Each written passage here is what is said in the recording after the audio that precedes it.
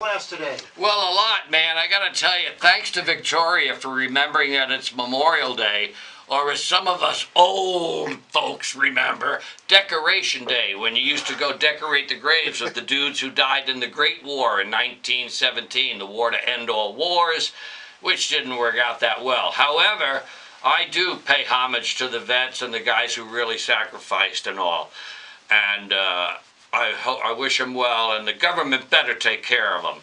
And I've been saying for a long time, they ought to just give them a card when they get out, lets them go to any doctor and forget the VA, and just go anywhere they want, man. They've done it all. But I gotta tell you, Joe didn't have a splendid time in the service. He said like he was less than happy in the service, man. And I gotta tell you, every day I had was a party in that place, man. That was the problemo.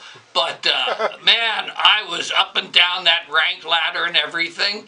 Couple of court martials and all, but lots of fun and excellent on my job. When I got in that radar operating room, baby, I was the guy that you wanted on the scope or behind the plotting board or doing this thing because I knew what it was all about. Well, you know, your brother was very proud of you for getting court-martialed. Oh, he loved that. He inciting federal troops to riot. He said, boy, I wish I'd have had that one, man.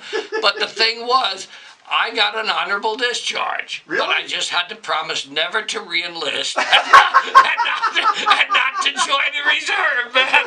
That was the proviso. So that was a lot of fun. Meanwhile, on Virginia's poem, Victoria's poem, you made me think of Virginia, but it was so all about lush, and I love that. It was so spring, man. I'm a nature guy.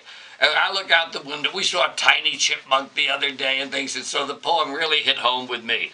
It's been an excellent morning, and I was talking with Gus about if you're going to get a ding in your saxophone, you want to get it, you know, off of a chick's hip. And one more thing about old people. You kids remember that album. A lot of people think they're old and they don't know what's happening. 81% of the people over a hun are chicks. So hang in there, dudes, because that's going to be like 4-1 when you hit a hun.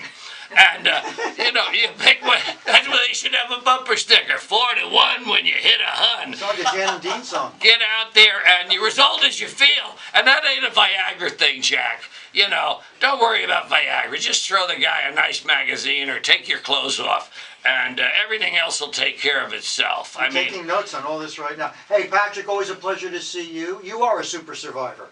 I don't know about that, but I'm hard to flush. You survived the car business. Are you kidding? I love it. Victoria Sullivan, thank you so much. Always good to see you. Hope to see you soon back here at the Woodstock Roundtable.